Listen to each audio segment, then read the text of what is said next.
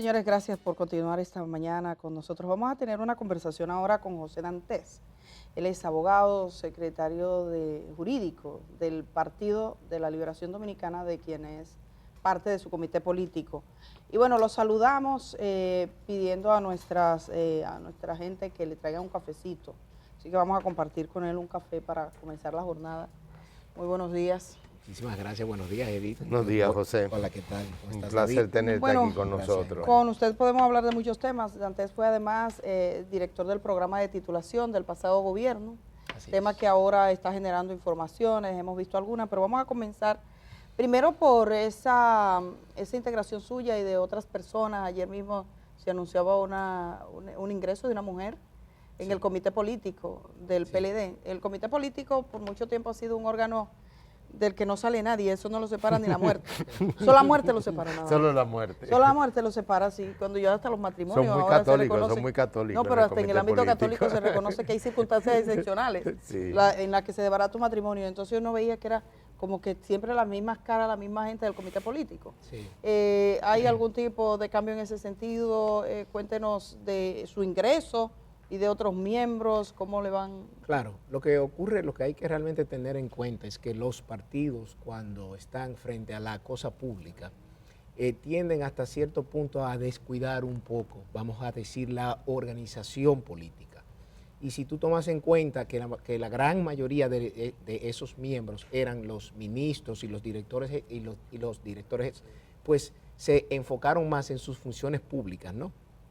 Y lamentablemente durante la presidencia de nuestro partido en los últimos 15 años, 16 años, los órganos y los organismos no funcionaban de una manera activa. Y quizás por esa razón se puede ver que hasta cierto punto no se produjo, vamos a decir, un proceso de renovación cada cierto tiempo en cada uno de esos órganos y los organismos. Pero aparte de no existía un mandato, vamos a decir. Si bien es cierto, eso es uno de los principios democráticos, la renovación interna de los organismos, no es menos cierto que no existía un marco legal que lo autorizara o que lo exigiera. Es a partir de la ley de partidos que realmente se exige que cada 4 años pues haya la renovación de los órganos en los partidos, y fruto de eso, entonces, en este caso, luego del último congreso nuestro, pues se llevó a cabo todo un proceso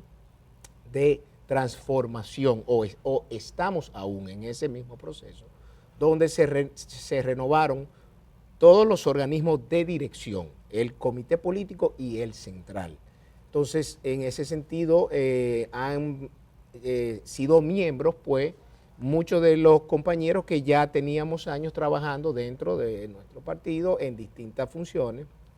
Yo particularmente, luego de 26 años, pues llego a ese organismo superior y bueno, es parte de lo que ha sido la creación de nuevos liderazgos. Ustedes saben bien que eso en todos los partidos del sistema ha ido tomando tiempo, porque en nuestra cultura existía la creencia, ¿no?, de ese líder del que era difícil, vamos a decir, que diera paso a un relevo generacional. Le pasó a Bosch, le pasó a Peña Gómez, le pasó a Balaguer y a los otros también.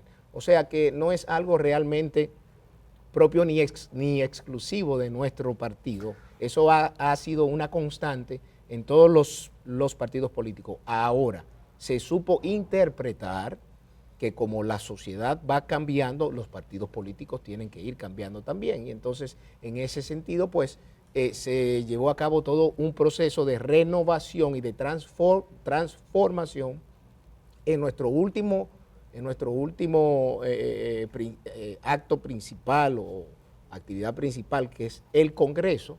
Y entonces ahí pues se dio la oportunidad para que se seleccionaran una nueva dirección política, que es la que hoy rige los destinos de nuestro partido. Aunque ese tema es muy relevante, Dantes, nosotros nos gustaría ver tu punto de vista sobre un tema que está en debate, que es la posibilidad de una reforma constitucional. Sí. Sobre todo hay muchos sectores, no solamente el gobierno, que están planteando que todo el tema relacionado con justicia, Ministerio Público, debería de tener una articulación constitucional diferente a la actual, sí, que le permita, por un lado, que no dependa de la voluntad del Poder Ejecutivo, y realmente el ejemplo más sonado fue el último Ministerio Público del gobierno de ustedes en los últimos 8 años, y que al mismo tiempo permita que hayan nuevas formas de escoger dicho ministerio para garantizar la independencia. Sí. Tengo entendido que tanto el PLD como Fuerza del Pueblo, en eso, aunque están separados en otros temas, en ese tema están unidos. ¿Cuál es el argumento de ustedes? Mira, el argumento es que la Constitución ya contempla la independencia del Ministerio Público y la Ley 133.11 la contempla también. O sea, queda claramente establecido un sistema de carrera donde desde la Constitución se dice claramente cómo funcionará de acuerdo a una ley, pero esa ley existe. Y al día de hoy, con la Constitución de hoy, el presidente tiene la facultad de nombrar al procurador y a 7 de sus adjuntos. Pero ya luego de ahí para allá, los otros fiscales, los procuradores de corte, los fiscales, los fiscalizadores, los nombra el Consejo Superior del Ministerio Público. O sea, no hay una incidencia de la presidencia en el nombramiento de un fiscal, ni de una provincia, ni en un municipio, ni en un distrito municipal un fiscalizador. O sea que realmente la independencia quedó consagrada con la Constitución del 10. Ahora, ¿qué es lo que se ha pretendido hacer ahora para supuestamente dotar de más independencia? Es quitar la facultad que tiene el presidente de nombrar al procurador, ¿verdad? Y entonces que lo haga de acuerdo a la ley. ¿Pero a cuál ley? No han presentado ningún proyecto de ley en este sentido.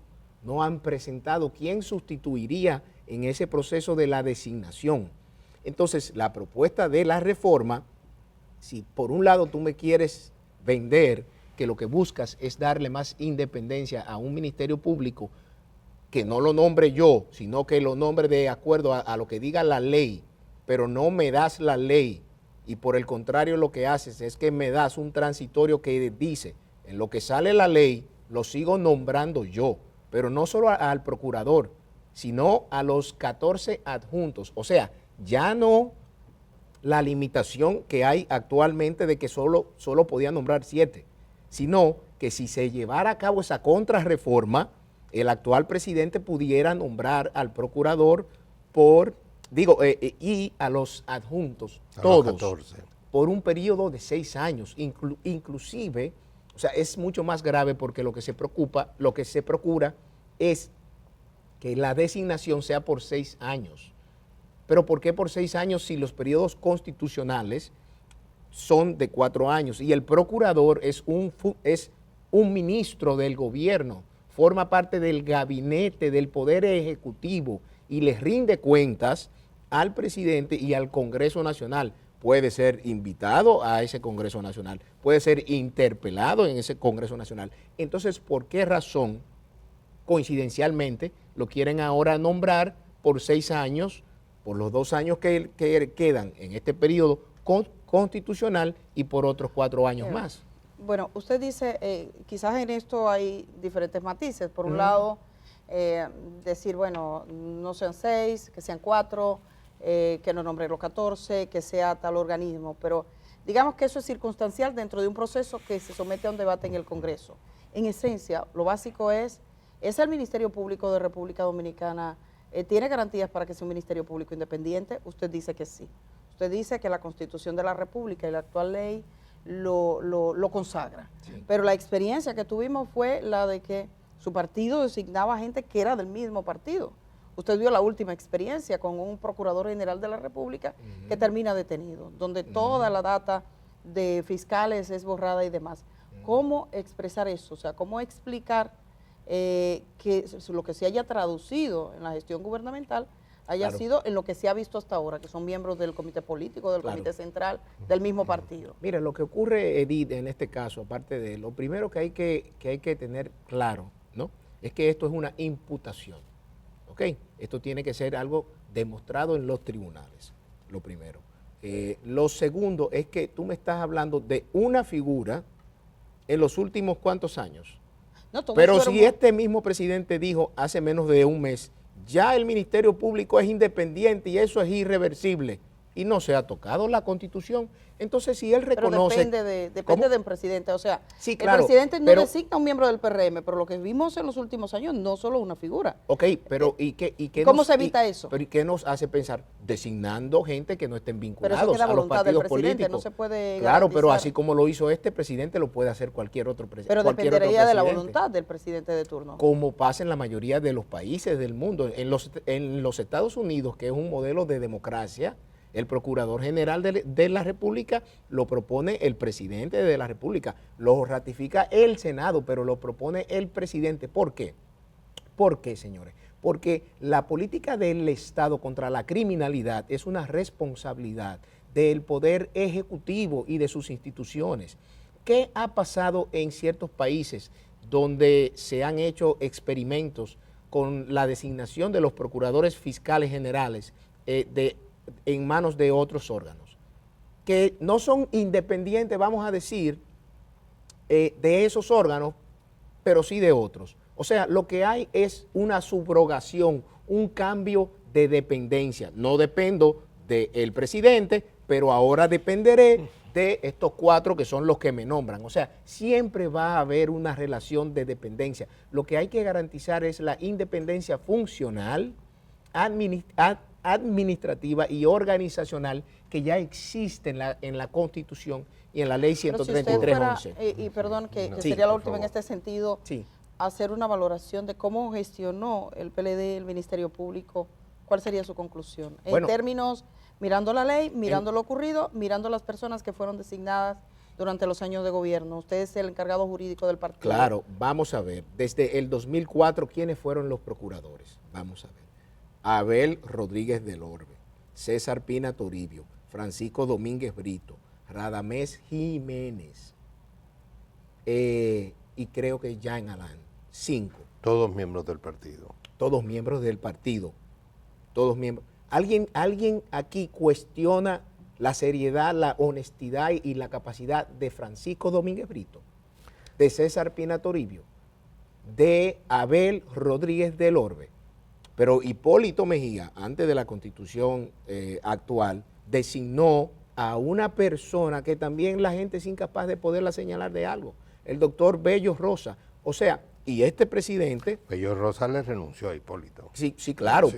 Pero lo que le quiero decir es, fíjese que puede darse la independencia, porque es una independencia de criterio, es una independencia funcional. Y la actual procuradora es una persona que ha sido designada y todo el mundo reconoce que ha llevado una labor independiente. O sea, es posible materializar la independencia sin la necesidad de tocar la Constitución. Y Leonel Fernández destituyó a Guillermo Moreno cuando fiscal. Sí, pero es parte de la estructura, sí, cuando planteó que había que... ¿cómo se llama? Interrogar a Joaquín Balaguer. Eso eran en los tiempos en que los presidentes nombraban los fiscales por decreto, que en el 2004 Hipólito Mejía, el 17 de agosto, sustituyó 522 fiscales con un decreto. Y eso fue un desorden en el país entero porque no habían fiscales para trabajar en los tribunales. O sea, ese sí es un ejemplo de lo que no debe pasar. Pero ¿qué es lo que ocurre con la reforma? Para ir a lo que usted me está diciendo. No es solamente eso. Cuando vemos el tema de las altas cortes, ahí es donde da mucho más miedo. ¿Por qué razón? Porque ellos están proponiendo que el Consejo de la Magistratura, que es un órgano que carece de legitimidad de manera directa, tenga la facultad de destituir a los miembros de las altas cortes. ¿Por qué razón? Si eso es una facultad del Congreso Nacional.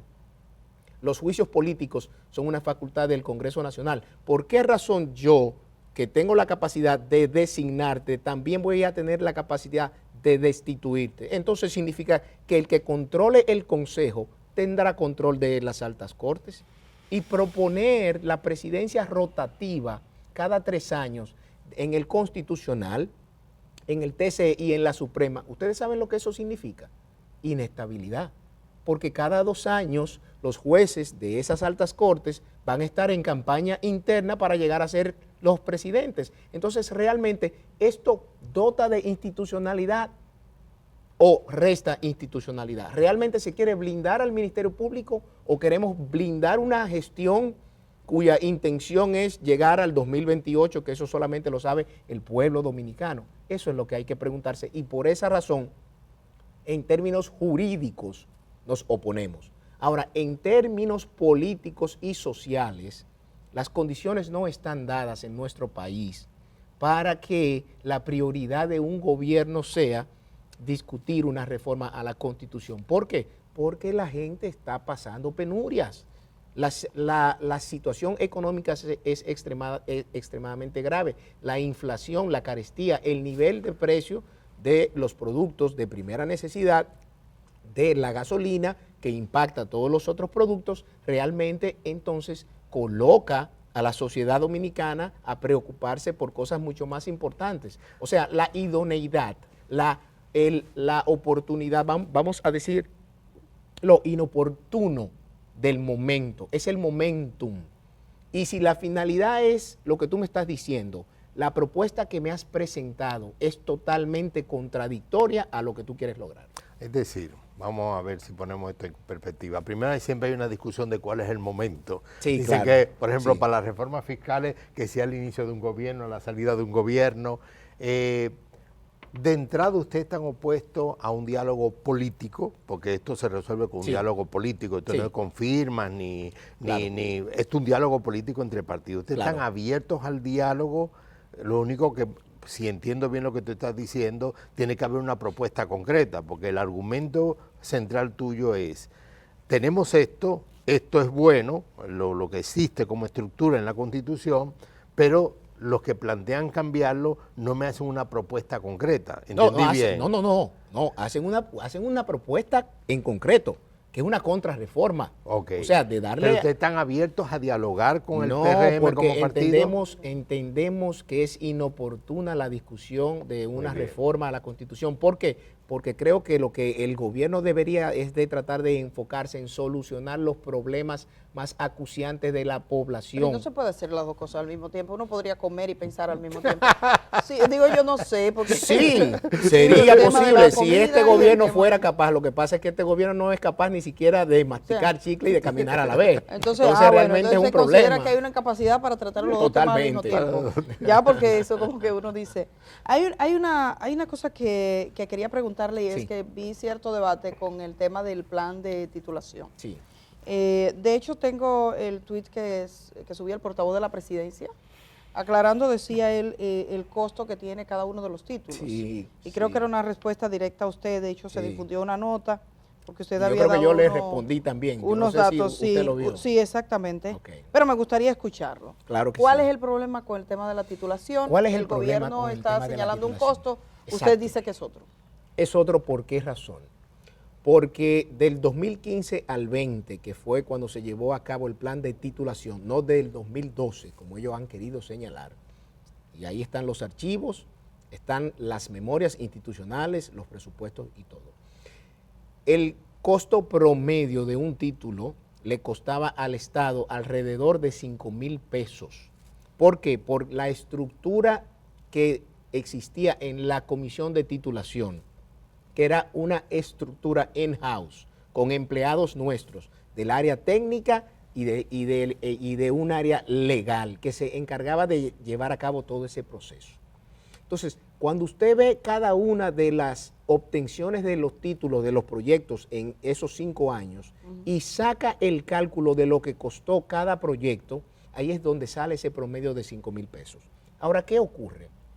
Con esta gestión, los títulos que ellos dicen haber obtenido, porque en el caso nuestro se quedaron en bóveda más de 15,000 títulos que no se entregaron, que son parte de lo que ellos han ido dando desde el 2020 para acá. ¿Qué ocurre? Que usted ve en las cifras que da la misma presidencia, que dicen, por ejemplo, y es algo de lo que yo le pido a él que nos aclare, en Nagua dieron 600 títulos que le costaron al Estado 48 millones de pesos. Fácil, vamos a hacer una regla aritmética, 48 millones de pesos entre 600 títulos, 80,000 pesos cada título. Pero la semana antepasada entregan 380 títulos en Santo Domingo Este, de un total de 1.896, con una inversión de 158 millones de pesos. Te agarra 158 millones, 680 mil pesos, entre 1.896 títulos y le da exactamente 80 mil pesos. O sea, no 78 mil y pico, 79, no, 80. Y entonces usted ve cada discurso de entregas de títulos y cuando le mencionan la cantidad de los títulos obtenidos y la inversión del Estado, con la simple regla aritmética, con una simple división, ahí es donde nos damos cuenta del incremento. Entonces, ayer salta mi querido amigo Homero de que se ha rebajado de los 5,000 que era en nuestra gestión a poco más de 3,000 y pico. Pero es que no dan los números y los números no mienten. Entonces, ese es el tema. Entonces, yo quisiera que como él es tan diligente, que aclare esos dos casos que le puse. Porque el de Nagua y el de Santo Domingo. El de Nagua y el de Santo Domingo Este, que los dos salen a 80 mil pesos. Pero la próxima semana nosotros vamos a estar, a través de la ley de libre acceso, pidiendo lo que ha costado, todo lo que han hecho hasta el día de hoy, para ver si es verdad que es a 3.570 y algo. Aparte de, con una estructura de menos de 100 empleados, 105, que hubo allá, y creo que hoy son 284. Eso se está diciendo que se duplicó el programa. Se duplicó la nómina. La nómina, no la efectividad. Sí, la nómina del programa de titulación. No la efectividad. Que usted lo dirigía. Sí, así es. Ese departamento. Así es. ¿Ese departamento está adscrito a la presidencia de la República? Estaba adscrito a la presidencia y la presidencia al Ministerio de la Presidencia, y el Ministerio de la Presidencia era que gestionaba toda la parte financiera. ¿Qué cambio se hizo en esta gestión? Se le dio autonomía financiera y administrativa. Por eso se duplica la nómina, por eso se gasta más y quizá también por eso los títulos, en vez de que cuesten 5,000 pesos, hoy cuesta 80,000. Porque hay una autonomía administrativa y financiera. Vaya usted a ver por qué. Si no me equivoco, históricamente la figura más relevante que comenzó en el primer gobierno de Leonel Fernández, si no me equivoco, fue Piqui Lora, ¿verdad? Con el tema de la titulación. Piqui realmente estuvo en la dirección de Catastro Nacional. De Catastro, perdón. Pero yo la asocio con temas de titulación. Pero sí, lo que ocurre es que el Catastro tiene el inventario de bienes inmuebles del Estado. Se supone que lo debería tener actualizado. Y cuando nosotros llegamos es que se descubrió a través del IAD, en ese momento era Wilton Guerrero, el que era director, el fraude de Bahía de las Águilas. Entonces ahí todo ese proceso comienza con doña Piqui Lora llevando a cabo eso, que lo hizo de una manera magistral, y lo concluyó su hija, mi buena y gran amiga, Laura. Hay una cosa finalmente, usted es parte del comité político y es de la gente joven del partido. Gracias por lo de joven. Bueno, lo que pasa es que en el PLD se joven fácilmente. Sí, tranquilo que a mí me dijeron viejo hace unos minutos. Sí. Entonces vimos en una oportunidad un discurso del expresidente de la República, Danilo Medina, que le dice a los militantes del PLD o a los dirigentes del PLD, el grupo le dice: nos olvidamos de la gente, las razones por las que se perdieron las elecciones. Dice, aquí nadie se movía si no era por dinero. Aquí se necesitaba dinero. Cualquier compañero para hacer cualquier cosa necesitaba dinero. Dice, ¿acaso no se dan cuenta que la gente ve y ve si hay 4 miembros de una misma familia trabajando en el Estado? Eso fue una cosa puntual que creo que fue como que se filtró, realmente no era de exposición pública. ¿Ha hecho el PLD o piensa hacer el PLD algún tipo de autocrítica de cómo un partido que había ganado de manera consecutiva el poder llega a ese estado de cosas? Y por supuesto, actualmente con procesos judiciales que están en la justicia, cuestionamiento a ciertas prácticas, ¿y cómo lo ve la gente? Mire, realmente nosotros tenemos más de un año haciendo esa autocrítica. O sea, el último congreso nuestro es precisamente para hacer un proceso de introspección y ver, bueno, por qué razón se pierden las elecciones. Y es que ciertamente hubo una desconexión con la sociedad dominicana. la relación, el vínculo partido-gobierno con el gobierno y la sociedad no funcionó. Hasta cierto punto funcionaba, pero a partir del desgaste propio de la gestión de gobierno, el gobierno fue sustituyendo al partido como interlocutor con esa sociedad, hasta tal punto que los propios dirigentes no se sentían parte de la gestión de ese gobierno. Y por esa razón se daban ese tipo de situaciones que los compañeros simplemente decían, ustedes quieren que yo haga tal cosa, si a mí no me dan dinero, yo no me muevo. Y eso era así, lamentablemente eso era así. Ahora, lamentablemente, el partido tuvo casi 20 años anquilosado, vuelvo y digo.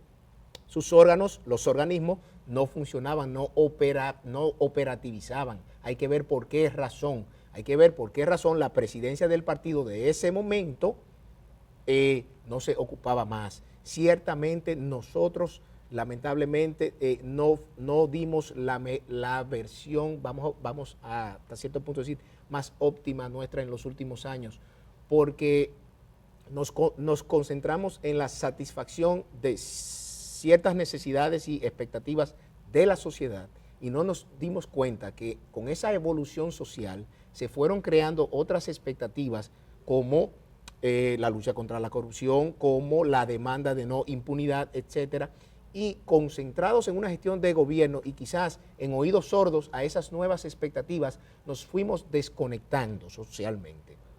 Pero esa autocrítica la hemos estado haciendo desde hace más de un año y por esa razón es que se produce este proceso de transformación que quiere readecuar el partido, crear nuevos liderazgos a los fines de volver a ganarnos la confianza de la sociedad para poder volver a dirigir los destinos del país, porque si algo ha quedado claramente demostrado es que los periodos de mayor crecimiento económico en todo el sentido, y no solo macro, sino micro, han sido en los gobiernos de nuestros partidos. No, gracias José Dantes por estar Muchas gracias, Dantes. Muchas gracias. José Dantes, abogado, es quien dirige el departamento jurídico del Partido de la Liberación Dominicana, miembro de su comité político, y ha estado esta mañana acá. Le agradecemos la presencia. Vamos a ir a la pausa y tenemos más en este programa hoy.